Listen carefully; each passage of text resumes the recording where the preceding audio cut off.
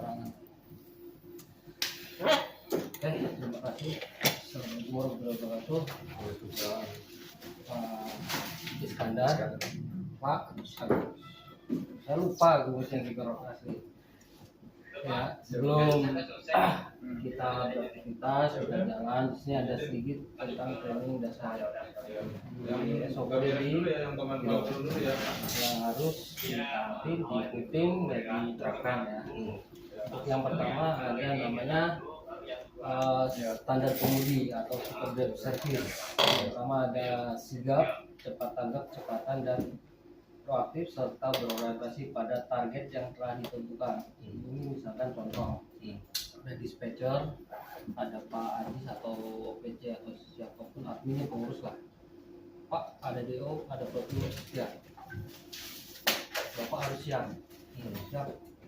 Soalnya Bapak sudah menandatangani integritas. Jadi Bapak harus siap dalam kondisi apapun. Kalau misalkan Bapak sudah berapa minggu, 3 minggu Bapak baru turun, nggak apa-apa istirahat. Tapi kalau belum waktunya istirahat Bapak nggak siap, sudah kena manajemen istirahat. Ya. Dan untuk menjalankan tugas secara spesial dan mengemudi defensif serta berorientasi pada keselamatan. Jadi yang kita bawa ini barang customer, yang kita bawa mobil pun barang bilog, barang perusahaan, kita harus menjaga baik-baik ya. Untuk produktif dan di atas kerja tinggi serta berorientasi pada kualitas hasil. Jadi jangan sampai ada ya, yang sugeng sudah Pak harus berhati-hati etika, senyum dalam sapa ramah, sopan santun dan pertama ini sih sudah Pak, sudah saya berorientasi pada kualitas. Jadi misalkan contoh Bapak ke gudang makan seragam yang hitam, dekat kalau udah dapat seperti ini. Ya itu sudah keluar poinnya Pak atau belum? Nanti bikin Karena yang kemarin di share itu baru yang sampai gudang Pak. yang masuk building, tapi utamakan kita harus senyum sama siapa. Jangan sampai coba. Iya. Sampai itu tempat nggak ada layanan gitu. Untuk rapi, berpenampilan bersih dan rapi dalam administrasi serta berorientasi pada nilai kebangsaan. Iya, tambah lagi tadi apa namanya kumis, jenggot, rambutnya rapiin dikit. Tapi ntar cukur Pak. Kayak brand apa namanya yang berapa? Dan untuk selanjutnya ini program eranya ada insentifnya. Jadi misalkan Bapak turun dari apa namanya tugas sebelum pulang biasakan mencuci mobil. Jadi yang lain kalau naik ini sudah bersih. Kalau kualitas rapi, bersih, perawat dan namanya kita nyari nafkah di situ. Saya Gitu. itu Pak udah saya kasih Kita kedua lah. Iya. Rumah kita. Oke baik Pak. Selanjutnya ini contoh seragamnya. Kalau di seragam merah itu seragamnya untuk level A, dan untuk kerah hitam seperti dispatcher ini bisa membedakan. Dan untuk supir B2, B1 ke atas, B2, B2 itu kerah ini orang-orang lah. Rambut rapi dan tidak gondrong, kumis dan jenggot rapi, menjaga aroma bau mulut, menjaga penampilan dan berbagai aksesoris yang berlebihan, selalu menggunakan etiket perusahaan, memakai celana panjang warna hitam, selalu menggunakan sepatu saat bertugas pada jam kerja. Kalau di sini mungkin kalau lagi nyuci nggak apa-apa, tapi kalau kita lagi mengendarai ke sampai gudang, Halo selamat siang Pak Dery. sepatu ya. Selanjutnya Ya Super Red Skill ini itu Pak pernah di yang surat dan Maksinonya ada training kan di belum di perusahaan KMI, nanti mungkin setelah dari KMI langsung ke Maksino lagi Pak Super Red Skill. gitu. Jadi kalau di sini ada namanya metode pengecekan tindakan atau dalam bahasa Oke siap Pak Dery. Masih banyak ya Pak. kalau bukan handle ya. Ini balok. Makasih, Pak. Yang pertama kita harus ngecek body bar sebelum berangkat ya. Kerusakan body, tekanan ban, kondisi wiper kaca, kita secara rutin. Untuk air A-nya itu air, periksa air radiator, air wiper, air aki. Sebelum berangkat pastikan semua terisi. Ya. Untuk air aki karena unit kita pakai dashcam, di GPS itu pemakaian air akinya itu agak sedikit boros. Lumayan boros. Jadi harus selalu koordinasi ya. Kalau untuk cadangan air aki sementara belum ada. Tapi misalkan kurang, bapak gunain uang jalan nanti diremes ke bensinnya bisa. Ya. Untuk selanjutnya L itu listrik, periksa lampu-lampu, periksa sambungan aki, periksa air aki. Jadi sebelum berangkat box, lampu kota, lampu sen, lampu set, cek. Kemudian itu oli itu ada oli mesin, oli rem, oli apa namanya? Oli box, hidrolik, dan oli gardan. Kalau untuk oli mesin pengecekannya gimana? Biasanya buka kabin. Kalau oli gardan gimana? Kalau di garden ada juga acaranya. Kalau untuk oli gardan kita pengecekannya dilihat dari kilometer. Jadi berapa jauh kilometer kita jalan, misalkan dari pertama servis kita cek sudah 15.000 sampai 50.000 belum. Kalau sudah melebihi harus koordinasi sama OPC Untuk ganti. kita servis lah. Dan untuk K-nya itu kelengkapan dan kertas, ada P3K, kunci, rak, alat pemadam api, SIM, dan surat kendaraan yang lain. Pastikan unit kondisi suratnya hidup. Sebelum berangkat pastikan surat-surat ada, kunci ada, pemadam ada, ganjil ada. Dan misalkan seminggu sebelum berangkat itu surat sudah habis, segera koordinasi. Misalkan contoh bapak berangkat belum tentu 1 minggu itu pulang. Jadi 2 minggu 3 minggu baru bisa pulang. Jadi misalkan 1 minggu sudah mau mati, 2 minggu sudah mau mati, koordinasi dengan Pak Haji, Pak suratnya mau mati gimana Pak? Dan kami minta surat akhirnya yang baru ya. Dan selanjutnya itu ada namanya defensive briefing. Defensive itu apa? Bahasa Inggrisnya defensive itu kan bertahan. Betul nggak? Defensive briefing arti defensive briefing berperilaku pengemudi yang menerapkan metode safety briefing sehingga mampu mengidentifikasi bahaya dengan mengambil risiko yang paling rendah. Apa tujuannya defensive briefing? Tidak menjadi penyebab kecelakaan, tidak menjadi pemicu kecelakaan, tidak terlibat dalam kecelakaan. Dan masih di defensive briefing di SOP kita itu kecepatan maksimal 60 km per jam. Usahain di bawah 60. Misalkan lebih dari 60 walaupun baru kontrak hari ini tanda tangan, besok lakuin lebih dari 60, Bapak harus mengundurkan diri, nggak boleh. Karena kalau sudah over speed, Bapak sudah mendekati sama insiden. Kita pelan pun 0, walaupun kalau sudah apes, kecelakaan. Makanya kita disuruh jaga SOP tidak boleh melakukan over speed. Dan selanjutnya overstart engine on. Kalau manasin unit cukup 5 menit saja, jangan lebih dari 15 menit. Misalkan lebih dari 15 menit GPS itu akan menyala. Kalau biasanya nyalain manasin unit seperti apa? Contoh beri contoh. Ya starter mobil. Kalau mobil terus dibiarkan atau digas-gas atau gimana? Ya dibiarin aja. Dibiarin. Sudah pernah ke Euro Pak? Belum pernah kalau saya. Belum pernah. Biasanya bawa lantai. Yang paling cek oli dulu Pak. Terus aki Pas waktu manasin aja. kombinasi yang paling kalau udah cek kelengkapan itu semua normal, itu baru kita starter. Ya starter kalau anginnya belum ada lagi, kalau yang udah cukup anginnya untuk jalan ya belum jalan. Menurut saya buat jalan. Sedikit saya terangkan ya, waktu training nanti ada training nanti berganti ya dari driver yang lain pun juga belum semua. Jadi untuk di Euro 4 ini kita manasin ini utamakan yang pertama kita buang angin dulu. Kita buang angin biar apa? Biar kondisi apa namanya penyimpanan angin itu selalu apa namanya airnya itu kuat, kita buang baru kita nyalakan. Tabung itu Ya, baru kita nyalakan. Untuk Euro 4 ini RPM langsung tinggi. Iya, Betul nggak? kalau baru nyala. Jadi RPM tinggi ini kita biarkan dia akan turun sendiri. Jadi tidak boleh digas-gas. Karena apa? Kalau digas-gas itu turbo nyala. Jadi kalau udah turbo nyala itu cepat rusak. Jadi dibiarkan saja dia turun, nanti sembari apa namanya angin itu akan mengisi sendiri. Nanti misalkan sudah 5 menit RPM turun baru jalan.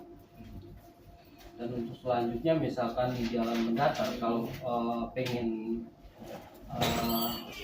unit Euro 4 ini irit, jangan biasakan di jalan mendatar atau agak menurun dikit. Itu jangan dinetralkan. ya Jangan dinetralkan atau gigi rendah. Kalau jalan biasa dia akan boros.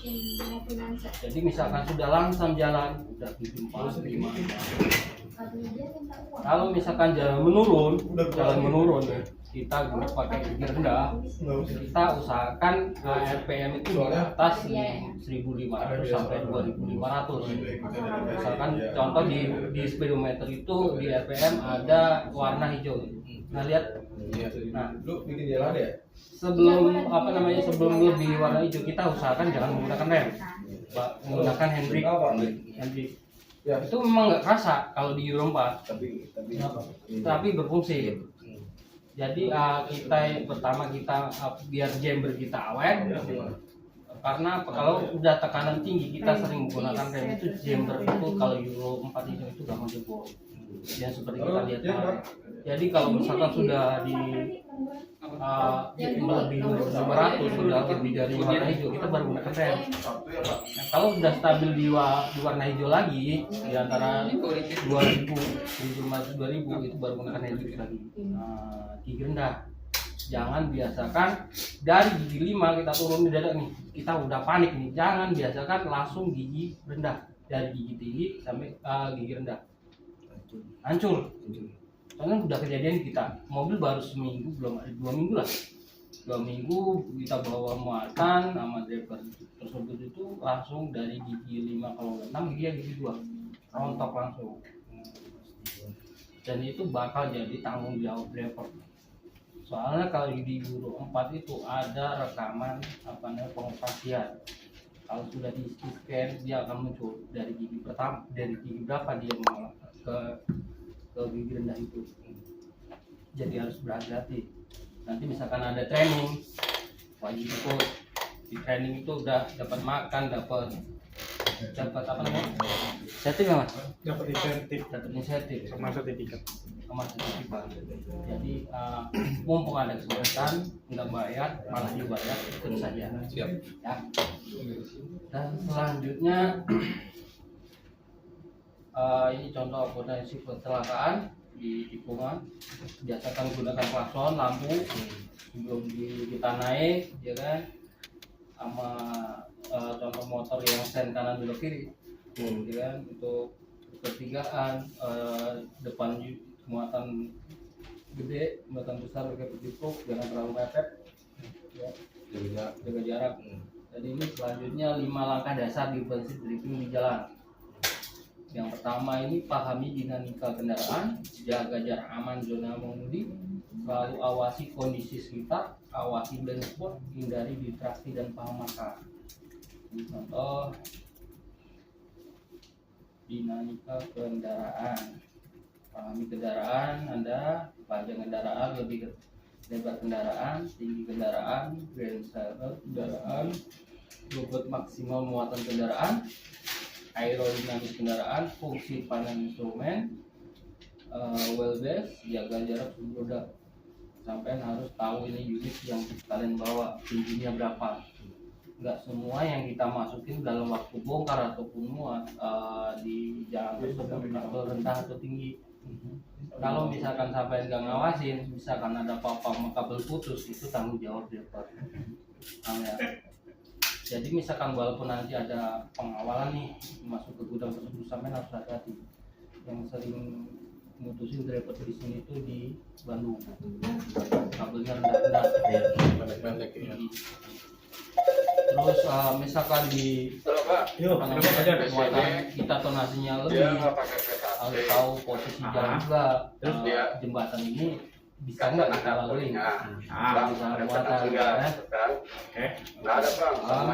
Contoh jaga jarak aman guna mengemudi, ya 30 sampai 120 detik, 12 sampai 15 detik, 4 sampai 5 detik, melihat, menganalisa reaksi. Metode 4 detik, 1000 dan 1, 1000 Iya, dan 2, nggak ada. 1000 Coba dan nanti 3, dicek deh. 1000 dan 4.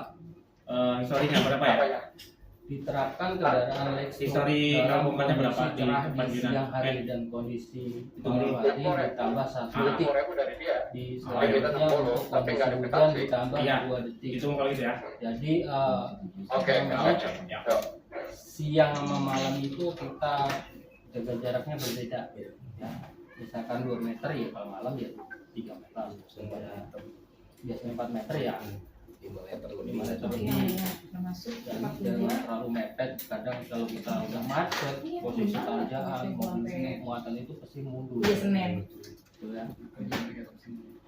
Ini contoh, awasi kondisi sekitar. Pengguna kendaraan harus mengarahkan pandangannya jauh ke depan supaya bisa mengalkulasikan kecepatan Halo, yang selamat aman. siang, Pak. Pandangan Iya. jauh pun bisa membuat Iya, Pak. kita memetakan kondisi di jalan yang dihadapi. Jadi kita harus fokus ke depan. Jangan sering lihat kanan kiri, tapi ya kita lihat kanan kirinya, lihat Sebentar. yo, Mm-mm. ya. Kalau posisi depan kita jangan kebiasaan ikutin ambulan maupun bis. Mm-mm. Kalau di situ masuk lubang, kita yang masuk lubang. Jadi barang kita yang hancur, bukan apa-apa. Oh ya udah. Nanti saya. Ini contoh black spot itu tahu kan? Black spot Tidak terlihat. Oke. Jauh dari pandangan supir. titik buta. Oke, siap. Black spot adalah titik di mana kondisi sekitar kendaraan sendiri atau kendaraan lain tidak terpantau jangkauan mata. Oh iya Dan iya. pada Siap. Berarti dijadiin pada satu gitu ya Pak ya? setiap Depannya? 5 sampai 8 detik Oh, pertama Iya ya, sebelum Bapak melakukan Bapak monitor. ya. Misalkan contoh di lampu merah. Waalaikumsalam. Di lampu merah itu kebiasaan motor ngadem Nih. di pojok Samping kita. atau di pojok kanan dari arah matahari kemana. Biasakan sebelum jalan kita klakson dengan kencang-kencang. Jadi supaya apa? Ya motornya kaget biar jalan. Kalau kita sudah klakson nih, tapi motor itu nggak jalan, berarti kesalahan dia dong. Ya, dan selanjutnya ini ada hindari distraksi paham. Distraksi atau gangguan saat mengemudi bisa berbentuk menggunakan telepon genggam, makan minum, ngobrol, saluran radio, mengecek peta sampai mengantuk atau mabuk. Bukan cuma demi keamanan, teknik ini juga bakal meningkatkan evaluasi konstitusi bahan bakar. Ini kita ya, saya ingatkan Iya, sekali. Pakai Tadi dulu historinya ya. Kita ada dashcam. Nah, Jangan sampai pernah ditekuk atau ditutup. Misalkan ditekuk atau ditutup sudah SP pertama dan terakhir. Jadi misalkan mengulangi selesai. Tempat kita tidak boleh mengangkat telepon atau merokok walaupun di kiri. Misalkan supir dua ya istirahat. Ya, kita cek dulu ya. Kalau pengen rokok, ya udah minggir. Sehat, nggak usah dipaksain. Kita harus ngejaga biarin aja. Yang penting kita jaga SOP. Oke. Pokoknya ingat-ingat kita nggak boleh rokok, angkat telepon. Misalkan di sensor telepon, kita minggir dari parkiran luas, kita telepon balik. Kalau mereka telepon udah kita minggir dulu, kita angkat. Tapi kalau kita posisi begini nyetir, kita bawa pakai sabuk, kita telepon foto udah kirim nanti out ke saya. Jadi kamera itu jangan sampai ditekuk, ditutup, biarin mereka apa namanya dashcam itu berisik. Nanti suatu saat saya ngecek di situ, Pak tolong pakai safety, Pak tolong pasti saya pakai. Saya bisa melihat, bisa bicara dari sini. Nanti Bapak bisa jawab dari situ. Kemarin tuh pengen gue info kan. Tolong ingat-ingat seragam selalu dipakai pas waktu nyetir. Kalau misalkan Terus yang sebelumnya mengantuk belum istirahat di kita SOP kita jam 10 sampai jam 4 pagi kalau driver 1. Pengajuan 2 hari. Tapi kalau driver 2 per 4 jam istirahat. Kemudian tapi kita harus tahu waktu juga di mana ban kita ini panas. Iya, panas. Misalkan di sini sampai Cirebon istirahat jam ngopi, ya kan? Ya, jalan lagi sampai Batam istirahat. Kalau kan Kalau BBM ini nggak mana apa-apa, ban tambah kita panas. Kalau BBM juga tambah Ya kalau siang paling ya nggak nyampe Cirebon udah panas. Udah panas. Apalagi Itu jalur kan tol, emang tolnya itu betul. lor-loran, Mm-mm. pasti panas. Nah, Selanjutnya ini contoh tips saat menyalip kendaraan. Udah cair. Pastikan di jalur yang tepat dan secara aman. Lihat Belum tanda di- spion sebelum menyalip. Si Di tanda lampu sen. Apa? Nah, jangan menyalip di ini. tanjakan atau Gerak, tikungan. Ini sebenarnya kurang Pasti tepat. gerak. Kalau di Saya mau jalur main. apa namanya di marka lurus, marka nggak putus-putus, itu dilarang menyalip. Kalau ini menyalip pasti kena tilang. Iya. Atau nanti Ini tuh. kalau ini pasti di mana yang kena tilang. Kalau sampai supir luar kota pasti tahu di mana. Gimana, Pak? Gak apa-apa. Yang sering banyak tilangan di jalur marka lurus di mana? Di Subang. Pas Subang seperti itu. Subang. Subang, Ah, Demak. Demak. Kalau untuk yang seringan ini jalur Ngawi sampai Mojo. Iya, Sampai nginjak marka walaupun nggak nyalip tilang. Di situ banyak CCTV ya, letter B. RW. Heeh. Pasti polisi di sana ngejar saya soalnya orang sana. Ed bilang ya. Oke. Ada duitnya ada di si Pak Yusuf. Pak mobilnya nyalip nih. Makasih ya. Oh, pertama sih. Misalkan Siapa? sampai di area lewat tol ya tol aja mending daripada lewat bawah kalau lewat jalur tengah. Soalnya pasti polisi tunggu. Dan selanjutnya ini contoh tip aman mengemudi. Pastikan tangan kita di jam 9 sampai jam 3 ya buat mengemudi. Setir memegang kemudi yang benar dapat mengurangi cedera pada jari tangan Anda. Pastikan safety belt terpasang dengan benar untuk keselamatan. Jadi posisi duduk, posisi safety belt sudah sesuai. Oke, sampai sini ada pertanyaan? Ada. Cukup. Nanti tetap saya kirim, tolong hafalkan. Nanti ya, kita ada kegiatan briefing atau kegiatan sidak nanti sampai harus bisa jawab. Ya, Piko bukan saya aja, dimanapun ada Piko, di Semarang, di Tegal, di Rembang. Nanti pasti kalau mobil belok disamperin. Jadi sampean bisa jawab. Sampean ngerokok di mobil nih, saya nggak tahu. Tapi ada Piko di sana, sampean ditegur. Oke. Jadi ingat kalau misalkan pengen merokok mending turun saja. Ya. Ini saya tanya lagi, ini mau terus apa mundur? Terus. Saya minta tolong kepercayaannya penjaga. Misalkan ada apa-apa kita itu satu tim. Lalu komunikasi. Oke? Kita selanjutnya istirahat dulu ya. Baru Foto dulu mas.